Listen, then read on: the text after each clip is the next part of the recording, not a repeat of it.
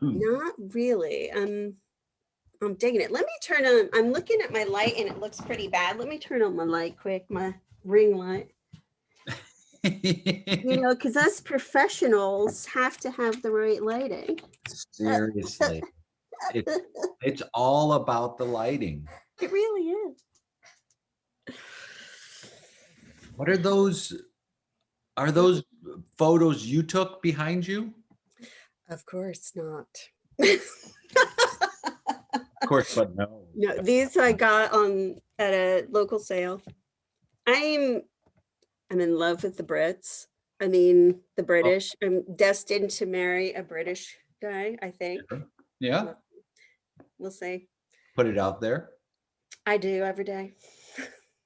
Like, hey. There's going to be a British dude watching this that goes, I'm about to make your dream come true. Oh my gosh. Oh my gosh.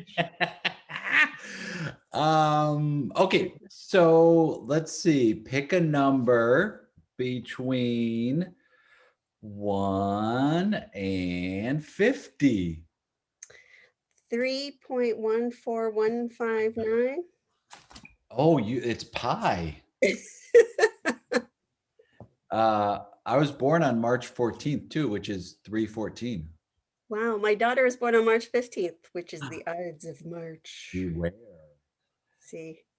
Okay, so I'm going to give you a suggestion 3 and suggestion 4, and we have to find the middle ground somehow between these to come up with pi. 12. 3 times 4. Oh, that's okay. 12. Perfect. 4, 5, 6, 7, 8, 9, 10, 11, 12. Okay. So the suggestion comes from Michael, and it is summer bandstand. Summer bandstand. Excellent. Thanks, Michael. Thanks, Michael. Okay. Oh gosh. It's smoky. Oh my gosh, I am so allergic. Yeah. I wanna enjoy this. Okay. Hang on a second. I'm gonna grab something out of my purse quick. Yeah. I have an inhaler. Do you need an inhaler? Oh, you got one. Okay, cool. Wow, it's making it worse. It's getting worse before it gets better. Okay. The bronchioles are lighting up. Here we go. That's one thing we have in common. We got bronchial problems. Do you want my inhaler? Yeah. You want to borrow it? Okay.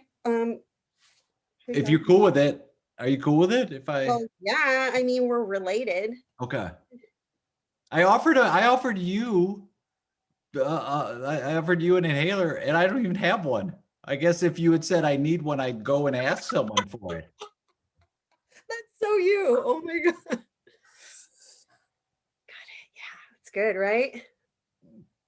I mean, it's smoky. I mean, they put too much. I feel like I'm gonna say something that makes me seem real old. It's too much with the smoke machine. I know. I might go Karen on these people. I'm just saying, like, really, who's smoking, and why are we having smoke machines like in this time of our existence? It's the band. It's probably in their rider. It's the band. I'm so excited to see the Lampshades. I haven't seen them in 100 years. When was the last time you saw them? Because I know exactly where I was. It was the 1980s. Yeah. It was Brooklyn. Gosh, I don't remember the park. Oh my God. It was, I mean, I was probably stoned out of my mind. I'm sure I was stoned out of my mind. Might have been Lafayette. I was with Joey Bland and Frank the Nose. You remember those guys? Well, Frank the Nose died. Shut up. Yeah. Oh my God, I have been away way too long. No. It was crazy. He was riding. Well, he was driving for a cab company. It wasn't. I mean, I guess he was riding in the cab, but he was driving it. Wait, what? Yeah. He was driving a cab as a profession and riding in it as well. Well, I mean, I guess technically, if you're driving, you're also riding in the car, right? Oh, okay. Yeah. I'm So with you. he's driving the cab by himself late night. He was going down the street. He didn't see that there was construction. Oh, Yeah, and the road was being repaired. They had removed a section of it. He wasn't. Here's the crazy thing: he wasn't drunk. He wasn't on anything. He just wasn't paying attention. He was. I bet he was working a ton because as a cab driver, you got to work a bunch of hours before you make money. Like you can't just work 3 hours or 4 hours. You got to work like 70 hours before you actually start seeing a profit. And he was paying off his medallion for the cab. It was an old thing. And yeah, and it was 3 years ago. oh my God, Sandy, this is, Yeah. I know, like, you probably don't know this, but Frank and I had a baby. I didn't tell anybody because I was What? embarrassed. Wait, what? I was so young. Okay. I mean, I was like God. 18, okay, at the prime of my life. And Frank and I had this soul connection that we couldn't deny. Oh my Yeah. God. And he died without knowing. Oh my God. Oh my God. Oh my God. Oh my God. Wait. You never told him? No, because I left. Remember? I moved to No, I LA. know, but you never got the urge to say anything? Kind of. Like in my Wow. 40s, but I couldn't find him. He was anti social media and Yeah, he hated it. oh my God. Hang on, I just need a minute. This is so crazy. I mean, I don't even I put the kid up for adoption. I don't even know where they are. Like they could be in Tucson for all I know. Ugh. I It's mean, no offense, but Tucson? Oh, I mean, I wouldn't wish that on my worst enemy, but oh God, that's what I mean. my It God, I can't. Do you ever think about your kid? Like, do you ever want to be connected? Can they reach out to you? I know sometimes you can request they can reach out to you or they can't. Does your kid have an option to reach out to you? Um, gosh, I'm trying to remember. I was so young. And yes, I think about him every single day. I named him in my mind. Remember, I was obsessed with Paris and Ah. I named him Francoise Oh, well, because that's a beautiful name. it is. I don't know if he kept it because I'm worried that he might get made fun of for that name. It's kind of like a girly name, Well, Francoise. when I adopted a dog, we changed the name, so it's probably similar for a kid. The parents probably could rename the child. I've never told anyone this, Sandy. I You're got. the first person I've ever told. Oh my God, I feel so weird Do you right feel like a now. relief? I mean, that has to I be. do. I feel like a God. relief for sure. But now I feel like very emotional. Well, I I feel like I should share something personal with you now. Oh my God. Okay. Oh my God, I'm scared. What is it? Wait, why are you scared? Because if it's as intense as mine, I don't know. No. I'm worried. Okay. Maybe Let me not. think. Well, okay. There is something I haven't told anybody. Oh, okay. I mean, you shared with me a pretty deep secret. So I'm gonna share with you a deep secret too. Okay. So there was a few years where, I was not in communication with anyone in the family, right? Right. And I went I really got hard into surfing. And can you hear me? Because they're starting, it's pretty loud right now. Can you hear me? I can hear Okay. you. You were loud and you were getting into surfing. Yeah, I was huge. Surfing took over my life. I was into surfing. And so I was riding a wave once and I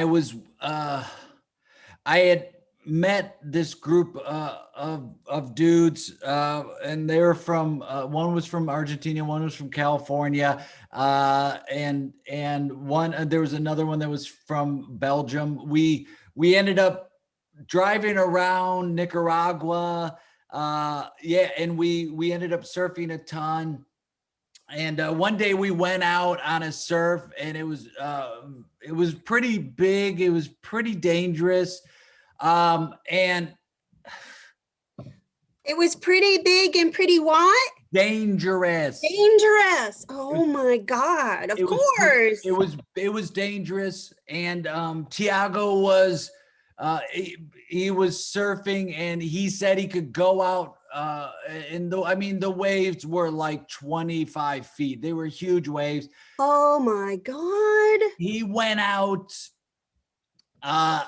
he got caught up in the wave. He never came up. He never came up? He never came out. Tiago never came out of the wave? He never came out. We swam out as far as we could. We ended up deciding we were just going to leave, and we left.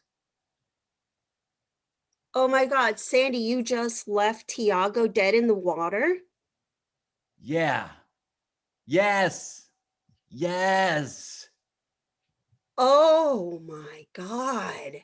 Oh my God. Yeah. What did you tell the authorities there? I've never told anyone this. Nicaragua. Oh my God. Your life is a Kem Nunn novel. It's Yeah. insane.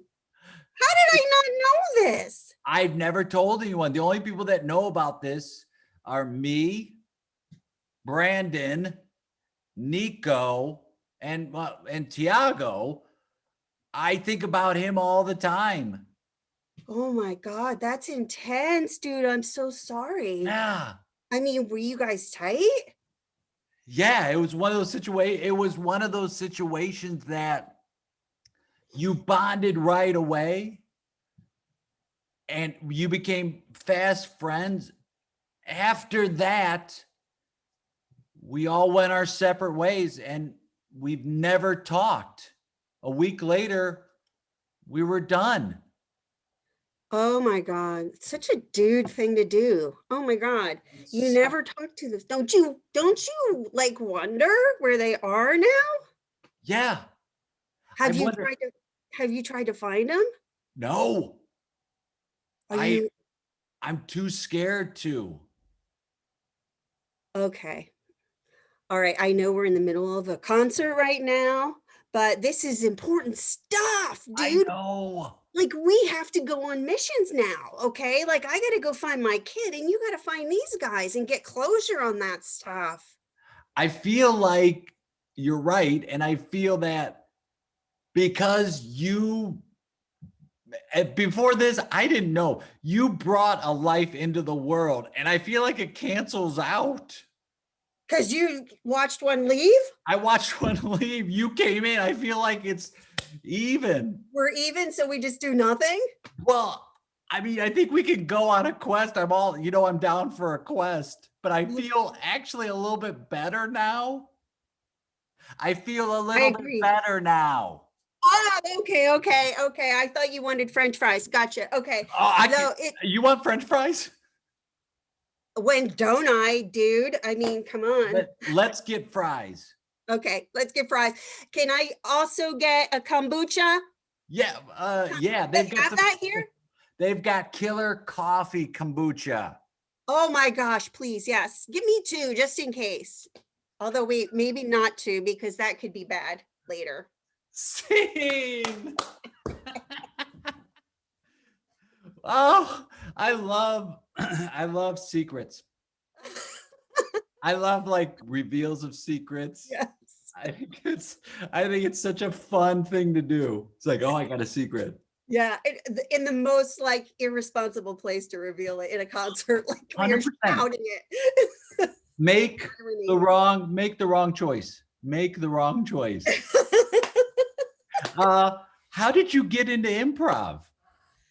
Well, I grew up watching Carol Burnett, SNL, Fridays, all of the good stuff back in the day. That was my religion. And I joined a local theater group here in Pennsylvania when I was growing in to learn acting because I wanted to get into acting. And what happened was I'm doing a serious scene and people were laughing because I'm kind of goofy. And I was like, oh, they think I'm funny. You know, like I loved Jerry Lewis. I love sight Yeah. gags. I love physical comedy. So I must have been doing some of that. I don't know. That's just who I am. I'm very physical and big in the space.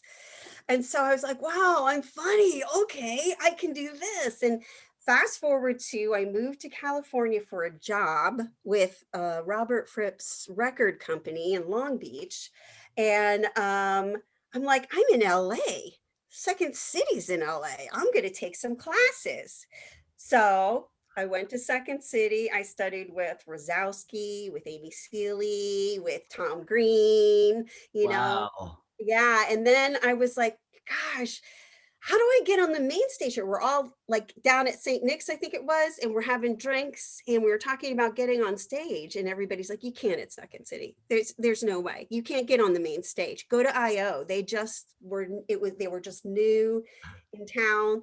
So we did. I went to IO and I signed up there. And again, I took classes with Razowsky was teaching there too. Valancourt was my teacher. Scot Robinson of the Lampshades was my teacher. So that was my shout out to Scott. Oh my gosh, it was, and It's by level 3, we were on the main stage. oh wow. Yeah. Well, it's funny you said lampshades because yes, Scott and Kate are Yeah. in that group that do like it's like a lounge act. I mean, they're hilarious. The 2-person lounge act. Now, let me tell you, I did lighting for IO for years, and I lit the lampshades, and I lit my 2 favorite shows. Well, they were not my favorite of all time, but I fell in love with the 2-person show, not with the lampshades because I like their shtick. I always liked that shtick. It was just the 2 of them. I fell in love with the 2-person show with Scott Adsit and Sarah G. Oh my God. I mean, I lit that show and it was the most like the intimacy, the just space and Yeah. the conversation and the trust and the support of one another. I was like, oh, this is magic. So I was Wow. drawn to that kind of improv.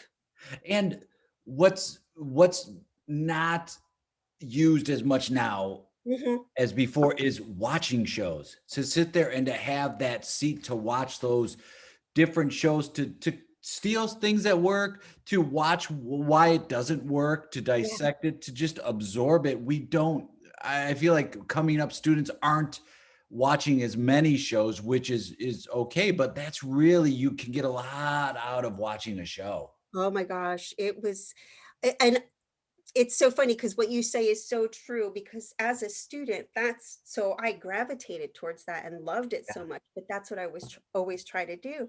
So then when I'm in group, you know, because we did the one of the first all-female groups on the main stage at IO. And when you're in group and you try to do that kind of intimate space thing, the energy's different. It's like you're moving, moving, moving. So you just get, you know, steamrolled basically.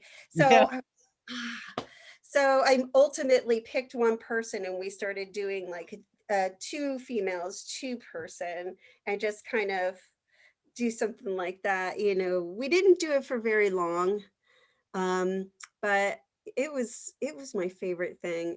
And can I say one more shout out to like genius 2-person, You TJ could and Dave? say as TJ many. and Dave, transformative. Like when I went to the festival in Chicago, that I think it was 2004 or 2005, and TJ and Dave were like one of the main acts. The entire audience was quiet, breathless, just listening, and they were fishing. And it was they didn't say a word for like a long time, and I was like, that is genius. That is genius. And just like in real relationships, you know, you connect with somebody when you can sit next to them and you don't have to say anything. Yeah. I mean, most of our lives are spent in silence. We don't Mhm. talk as much as when we're on an improv stage. Right, right. And people are afraid of the silence. Well, they're yeah, and they think either it's going to reflect that I'm not intelligent. Right. It's going to be a situation where I have to be vulnerable. it's a situation of there's a lot of anxiety when there's silence. Something's got to be happening. I got to talk and fill that silence because I'm nervous or anxious and it takes some people, no problem. They can get up, be silent. That's great. But for, I think most people, it takes some training to get used to being in that space. And when you're silent, you can hear so much. And I'm not talking about just like the outer sounds, it's like the inner sounds. You can hear a lot more, and those discoveries happen so much more when you're silent than when you're trying to add dialogue to it. Yeah, it's magical. You know who I would see almost every show I could of Beer Shark Mice, and those guys had it down to a science. Like they read each other's minds on the daily. Like it was insane how in tune with each other's, mental space they were. You could see them hearing one another on stage. Like it was insane. That I connectivity is what always drew me to improv. I have a secret. Yeah. Uh, Leaning in. the only group that I'm like, man, I would love, and I'm gonna play with them at some point. The only group I've said that about it hasn't taken place yet, is Beer Shark Mice. You just said it. You I put it just out there. said it. I put it out there, but I was like, that's the one group. I love their style of play, and I know some of the guys in the group. Like Valancourt is just amazing, and Pete Holney, and like they're so good. That But scene is oh amazing. my God, Pat Michael Flynn, Coleman is oh, my go-to improv. I'm like always like, what would Michael Coleman do? That's always, isn't that funny though? yeah, That is so. And you get that from watching shows too, and you're like, what choice would this person make? Because when I watch them, they're making those choices that I really connect with. So what would yeah. they do in that scene? I think that's a wonderful tool to have. Yeah. I mean, because it's not the same for everybody. A Yeah. lot of people were like, what would Jim Belushi do? Or you know, and some and most people sometimes, are like, yeah, and you also go like, oh, at a certain point you realize I can't do that thing. Like I mean, I have a good friend who she does these wonderfully huge characters. Mhm. And I'm like, oh, I can't, I think it's great. I can't do that. That's not in my wheelhouse. Or like Bill, our friend Bill Cott is like, Yeah. he is instant character. Like he can take a step and he's fully formed, total character different than himself. Yeah. I And love I'm, that. yeah, Yeah. My God friend bless. Woody Allen is like that. It's not, no. And we often have these conversations because she's like, check out this. And I'm like, oh yeah, no. I like this little quiet thing over here. Now, what brought you, it's interesting. We met you have a podcast. I have a podcast called Tell Improv. us about that, and what was the reason behind it too? Well, my philosophy, I mean, I've been drawn to improv my whole life, basically based on what we just said, about that connectivity, that brain connection. And I believe it's in the subconscious mind. Yeah. And that's why I'm a hypnotherapist. The power of the subconscious mind has always been fascinating to me. So, I've read all the books, and now I finally got my degree as a hypnotherapist. And improvised parenting came about because I was an improviser for so many years in LA. And then I met my husband, my ex-husband, and then we got married, we had a kid. And I realized that so many people, at one point, a friend of mine was having a baby and she couldn't find childcare no matter what. She was like, in LA, you have to basically go in utero and register and, have your child tested. Just kidding. But, like in utero, if they can be in the program. Yep. And I was a little nervous about that. I had some psychology and child development background. So I was like, well, at 2008, I was laid off and I'm like, let me go back to school and get my degree because we're going to be popping out a baby here soon. And I'll just create a daycare. I'll just create one, okay? Wow. So that my Wow. kid has one. And that's kind of essentially what happened. Without making this story 3 hours long, I eventually, my professor put me to this person who got me a job and then turned into my own program. And then as I'm a like a preschool teacher, I'm connecting with parents and I'm helping parents connect with their kids. And that really lit me up. Mm. And fast forward to now where I moved to Pennsylvania, it's not so much, it doesn't operate the same way as California. So A little different. it's a little different, and pandemic hit. So I thought, well, why don't I just start supporting parents online? They're going to have a hard time in this pandemic for sure. And so I just started making posts and started doing that. And a lot of questions came up. A lot of questions were like improvised parenting. Laurie, you realize parenting isn't funny. There's nothing funny about being a parent. I'm not saying like you have to be funny. I'm saying like, we improvise. We don't have a manual. We improvise every day. It's the same discussion you have with people when you're talking just improv in general. They're like, I'm not funny. And it's like, it's this misconception that that's the only purpose of improv. It's not. The improv is to tell the truth and to Yeah. tap into, like, connect and tell the truth, be authentic, like what we were talking about yesterday. And, people are like, well, I just can't say yes to my kid all the time. That doesn't make any sense. I'm not going to let them go out in traffic. And I'm like, well, that's not what it is either. So let me talk to my improviser people and get them to talk to me about it so people can listen, and it's not just me trying to explain it, because I'm very impassioned about it. Yeah. So I'm not big on convincing. I don't like to convince people. So hard. It's so hard. It is. And I feel like the rules of improv have been applied to science. They have been applied to sales. They have been applied to team building in corporate environments, applied to healthcare, applied to innovation. Yeah. Parenting. I mean, we talked about this yesterday because yesterday I was on your podcast. We recorded that. Kids are the most in the moment improvisers.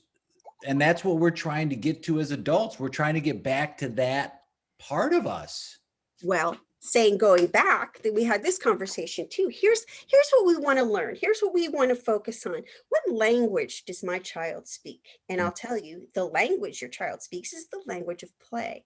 So if you don't get in the field with them and start speaking their language, that connection piece is never going to be like secure. Yeah. So when we get in the ring with them and we start playing with them, you're already improvising because you're looking at them and they're being goofy and you're saying yes, and I'm going to be goofy too. And, and we all know how to do it. We all know how to improvise. I think there's just too much overthinking about parenting. And I think, just playing with our kids, setting limits. Okay, this is an ear prick up moment, setting limits and boundaries for them because they require structure. So this is the house we live in. These are the rules of the house. I'm the mommy. This is the daddy, ... Our rules are this. And the laws, because we talked about rules, are flexible guidelines by which we live. And laws are like, you cannot go out in the street. You cannot, because my big voice will come out and be like, stop. You know what I mean? I know that voice. Yeah, right. And it's, we get asked a lot as improvisers of like, again, people have misconceptions of, well, they say to me, you're very positive and you say yes. And so, wow, you must do X, Y, and Z as a parent. And it's like, well, I do some of that. And I'm definitely, with my kids, I definitely try to be more open and say yes to things, but you find that balance of, I still want it to be safe. And I still want, when I improvise, I want people to feel safe in the improv scenes as well. I've never been one of those performers that's like, nothing's off limits. Don't censor me. I'm like, who says that? Sociopaths. Sociopaths say, don't censor me. I can say whatever I want. It's like, we should censor ourselves because we're human beings and we should have empathy towards other people. And we should also say, this isn't safe right now. And I apply that to being a father, where you say, okay, this isn't safe right now. I hear what you're saying. I would love to go into traffic. I think that'd be super fun. We just can't do it because there's a consequence to that. So why don't we run on the sidewalk? Why don't we go to a park? Those are places designed for that. Right. Give them a place where they can fulfill the need that they're kind of, that they're expressing they need to do in a safe way. So that's saying, yes, I agree with you. I agree that, I see you, I hear you, but I want to keep you safe too. So in a way, here's how I can keep you safe, and I'm going to do this. Yeah. And why do kids have meltdowns or cry or any of that? A, because they're humans, right? Mhm. And B, I want you to hear me. You don't hear me. I talk to my daughter's 6 and my son is 8.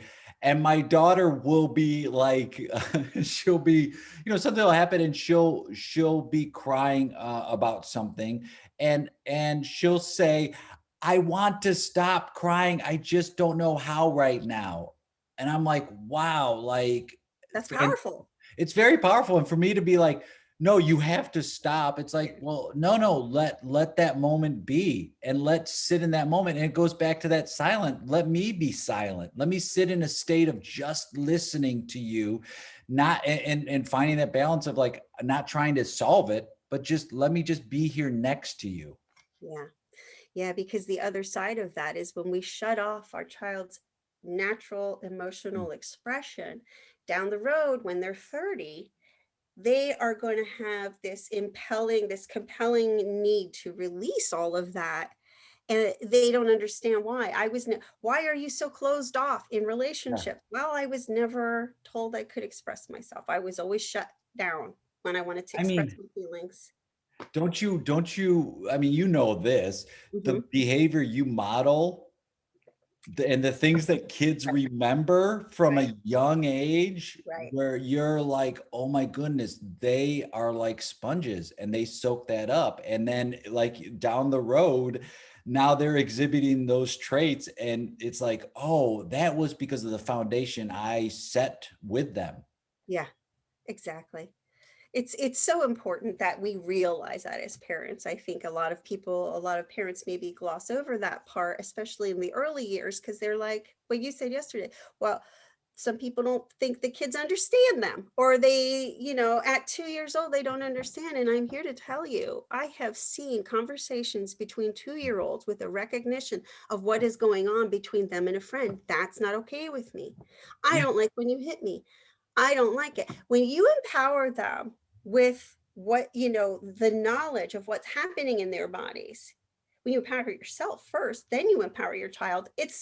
You don't have to do the work. They do it for themselves. You're empowering them to do it for themselves, to problem solve, to conflict resolve, to do Yeah. all of those things for themselves. And to say that emotion you're feeling is valid, Yeah, it's not bad. yeah. You cry. Hey, now's the time. I remember a friend of mine had they were walking out with their kid who was 5 or 6 and was crying, and they said, oh, let's cry over by that tree, like Mhm. let it out, we're gonna do it over here. And then That's so it cool. allowed the kid to cry, and then they accepted that as being okay, rather than you're embarrassing me. Because a lot of things as a parent, I realize, come down to, I'm upset because I'm feeling embarrassed right now by this normal action, Yeah, this emotion that if you're not comfortable with it yourself, it can be very foreign, and you can pass on that cycle of not here, this is not appropriate, don't do that, which goes also into the land of play. Grow up, take things seriously, yeah, that's not a real job, there's no value in what you do there, you have to do this other thing. So you're not accepting what they have and all the gifts they have. You're changing it and saying that's not bad. You're making it very binary. yeah. And it's not, the world is not binary. Life is not binary.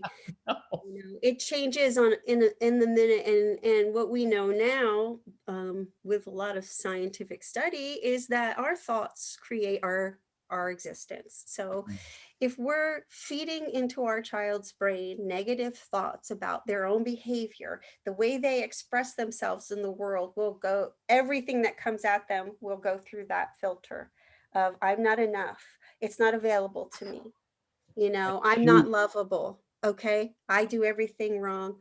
These are the messages we have to really be mindful as parents to recognize, to be able to recognize and kind of temper in ourselves. because it was fed to us. So we really have to be mindful of the voices that are coming through our subconscious when we parent. But I don't like that. I want to be emotionally distant like my dad was, because Yeah, that's safe and comfortable. And I'm familiar with that. Can't I yeah. just do that? Go play, for God's sake. I'm Well, not your friend. I'm your parent. I mean, that is such, the older I get, the more I see that value of in play, and to be able to play is not a luxury. It is a necessity. And Yes. we Oh, well forget put. that. Well put, Jay. Oh my gosh. That's so well put. I think I want to steal that. Good, because I probably stole it from someone myself. I know I did. Bill Cott stole something from somebody and I stole it from him too. What was it? He said, Oh, not all improvisers are parents, but all parents are improvisers. it's true. I mean, True. how fun is that plan that never happens when you're a parent? You have Oh these my God. plans and it's like every day it's different. Things change. And if you can accept and go with it, it doesn't mean, I think people mistake acceptance for weakness. Like Yeah. you're a victim. It's like, it's not being a victim. It's I'm accepting this. It's empowering me to then make decisions. Yeah, it's being open. So you're on your way, taking your kids to the library, and all of a sudden there's a bunch of cicada shells all over the lawn. And you've never seen this before because it hadn't happened in 17 years.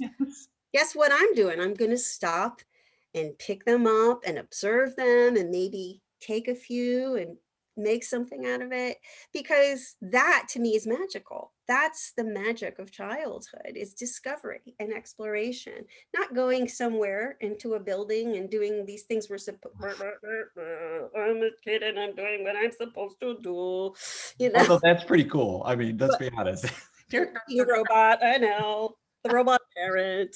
But that's it. Aren't those the things you remember most from a childhood, are like, Yeah, oh my goodness, that time that we were going here, but then we stopped to do this, or the time you pulled over and we did this, or the time that thing happened, you got us up and we walked and we weren't expecting. Those are all and those are the memories you have, not just as a parent, but just in life, where it's like, oh, we deviated from the plan. yeah, super magical. Yeah. Uh, how many of the episodes have you done so far? Okay, so I've got 3 published, 1 that I can't get approved, What? because I think sound quality issues, so I can't get it. There's Oh. I might have to record it, but that was my very first one, so it was a learning curve. So I have Paul Valancourt, Bill Cott, Allison Fritchman, and next I'm just finishing up Yvonne Landry's, and I'm going to publish it Friday.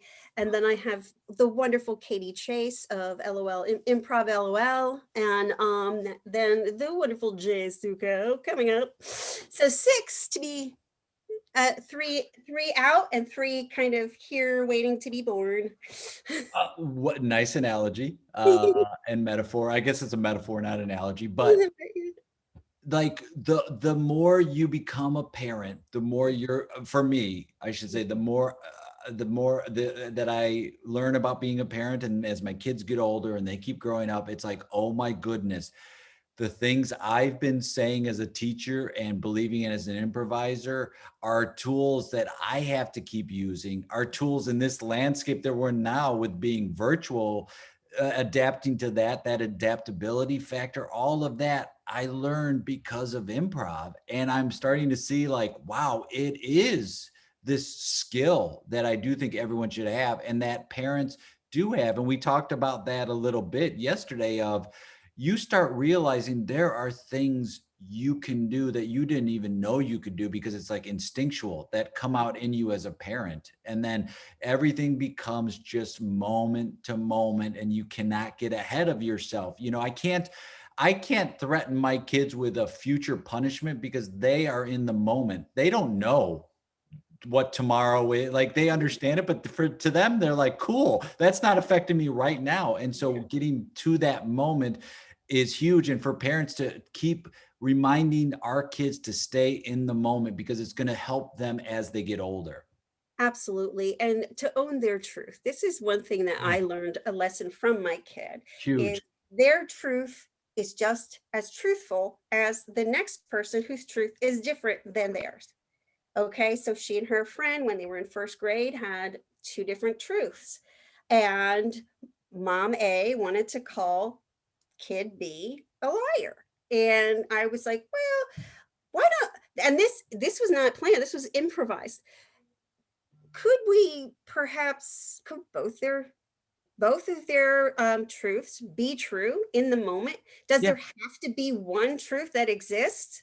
I mean, I It's think not mutually exclusive. it's not. And your truth and my truth would be different about, because we all know that theory of perspective. You're Yes. you're standing like a fraction, or it's going through all these different filters. You could have a completely different experience than I did. 100%. It, Yeah. it's the perspective, and it's what you're bringing to the situation too. It's your history, it's your triggers, it's your emotion, it's your emotional trauma, it's all of that. It's your reaction to the situation.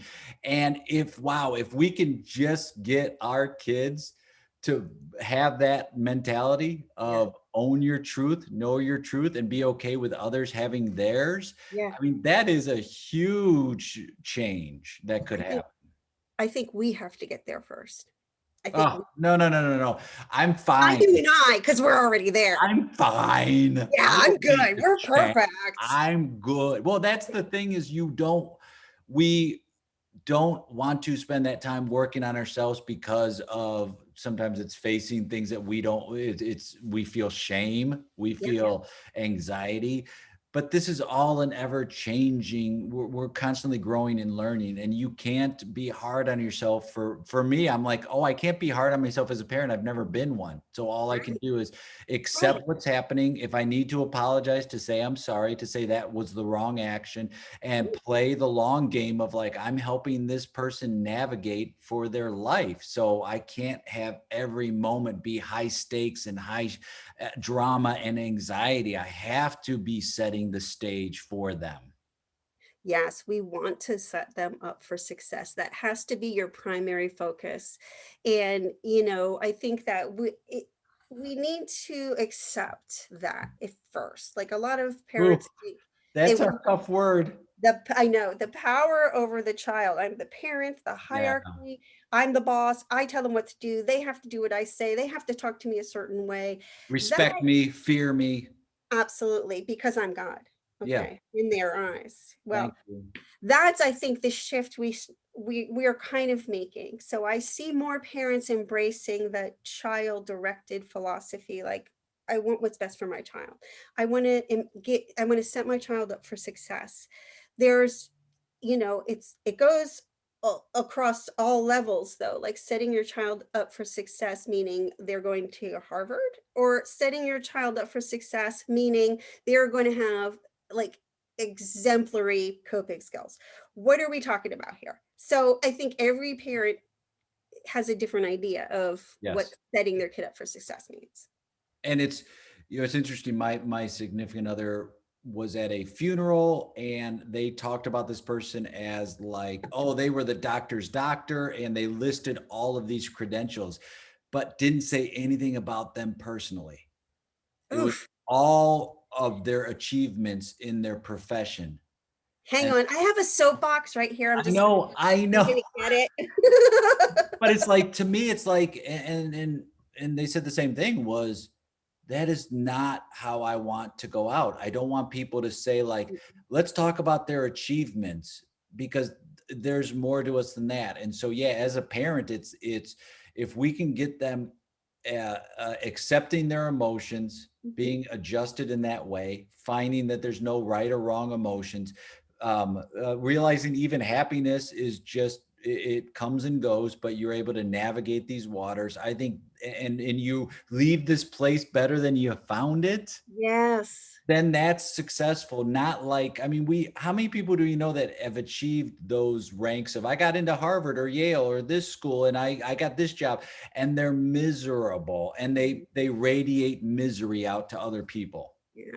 Yeah. So, Well, it's funny that you say that, Jay, because right now in the state of Pennsylvania, kids are taking what's called the PSSAs, the Pennsylvania standardized tests for the yeah. school. This is a test for the school. So the state has to know that the school is following, best practices and whatnot.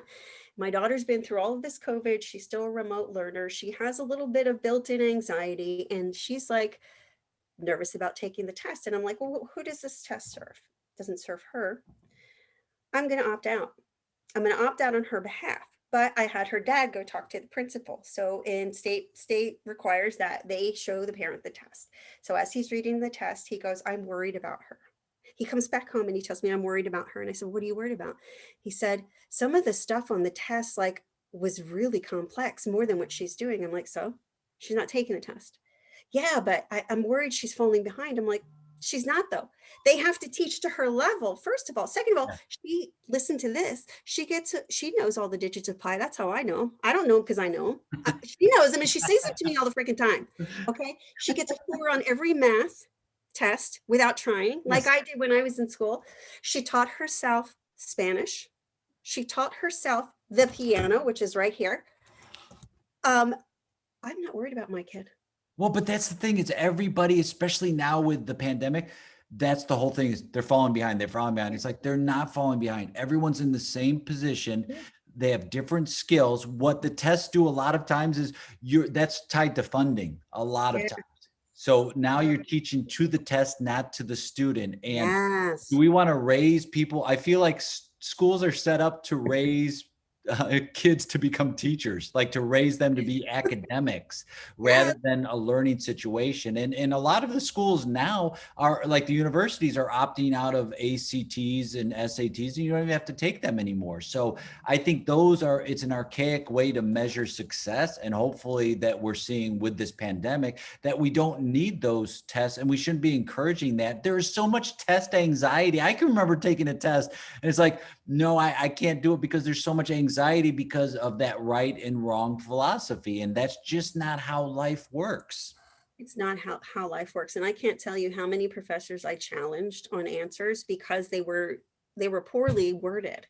Right. It wasn't set up for me to succeed. These tests were not set up for me to display my awareness or understanding of the knowledge that they were offering. Right. Sorry, I'm that person. Right. And the sad thing is, people like that, like you, who have that attitude, are then start to get labeled as difficult because you dare to challenge and question. And then that gets passed around, and now everybody thinks of you in that way. And it's like, no, why am I difficult? Because I'm challenging this. Isn't that what you want me to do, is to challenge this? Isn't that how things change, as it gets challenged? Isn't that what medicine is? They have a theory and then it gets challenged and then it changes. I mean, that's what life is. But too many times, and it goes back to the I'm God, whether it's a parent, a teacher, a director, whatever. It's like, I want you to fear me. I demand your respect. I don't command your respect. And then we're teaching people to live in that subservient mentality. And then, like, God forbid, now I'm the boss. I'm going to do that same thing to other people. And it's a cycle. It is a cycle, and it teaches us another bad quality, which is learned helplessness. Well, if they say that's true, if this person who has a higher hierarchy than I do, or higher status than I do, says it's true, then I just have to believe it.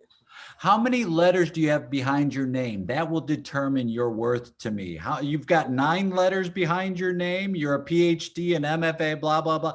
All right, then you must know what you're doing. Yeah, exactly. And it's funny because the whole thing about, like, my ex was, talking about this test, and he was saying something about college. She's in elementary school, first of all. And then I was like, well, what did you study in college? Philosophy. And what are you doing with that now? Interesting, Not right? not a thing. So I don't care if she goes to college. I honestly don't. I am not focused on that. I'm focused on her well-being. That's just who I am. And you're laying the foundation for a healthier person. And I'm the same way. I do whisper in my kids' ears at night, scholarship, get a scholarship. But I tell them too, I'm like, I don't care. And my parents were the same way to me. They said, like, hey, we don't care if you dig a ditch or whatever you do. We want you to be happy and do it to the best of your ability. So I was pretty fortunate coming up that was the mentality they had. They said, if you want to go to college, we'll be able to help you in any way we can. You'll have to pay for it, but we'll be able to help you if we can. And but they set it up so I didn't put the value on that, where it was like, well, I've got to get into this great school. Instead, I learned and I explored and I went into something I wanted to do. And I feel I'm happier because of it. Yeah, do what you love, right? Do what you love. Do what you love. If people, so three questions. Question one, where can people find your podcast? Question number two, if they want to follow you online and watch like shows you're doing or reach out to you to have you like lead a workshop and I'm a parent, I need help with improv. And three, if they want to reach out to you and say like, ooh, I want to have you as somebody who can who can be my therapist and help me with some of these situations, like what's the best way that they can do all of that? I would say the first best way is to send me an email at TheImprovisedParent@gmail.com, or visit my website where you can also send, follow the email link at www.theimprovisedparent.com. And I'm also on Facebook, Instagram, and Clubhouse. I will follow you. I just got on Clubhouse. Ooh, So follow me because we I can will. talk a lot. I wanted to I follow up your scholarship thing with like another note because it's on my brain. Guess what, kids, the majority of kids are getting scholarships in school for? what? Video games. Oh my. Billions, Oh, billions of dollars. So your kid can now turn that sitting at home and playing video games all day yeah. into school tuition. Yeah, they are my son is getting into Minecraft and Roblox and is doing Mine that. too. My daughter is, yeah. I tried to learn Minecraft. I'm like, and I'm still doing it. I'm still trying to learn because I want to share that with them, but I'm just like, my brain's having a hard time. And now I understand what my parents were like when I was like, play this video game with me. And they're like, I don't get it. So I'm still going to do it. I'm still going to connect with them. But yeah, I think it's different now. Video game is I mean, there are millionaires playing video games and people watching them doing it. Well, and on the positive side, they're learning stuff. So Minecraft, you're learning, you're building, and you're creating a world essentially. You're not just, rotely killing other people in the game, My God, I might have to hire you to teach me how to do Minecraft. Well, that's you and I can learn together. I mean, I can do Roblox. I still get called a noob because I get stuck in the wall, but I mean, I kind of enjoy the noob because my daughter like laughs so hard she pees her pants when I get stuck in the wall. So it's kind of like I Worth almost like, I don't want to not be a noob because it's Worth it. worth it. Exactly. This is awesome. I can't wait to talk with you more. Yeah, I'd love to do on Clubhouse. Like I'd love to sit and explore more of this topic of being a parent and improvising because it's an ongoing thing and it's the skills I've learned in improv have helped a ton. And whether we're in person or virtual, I can't wait to play with you again. Thank you Awesome. a bunch. Thank you, Suko. Mwah, mwah, mwah, mwah. Bye, everybody. Bye, future husband in the audience. We'll talk soon. Bye.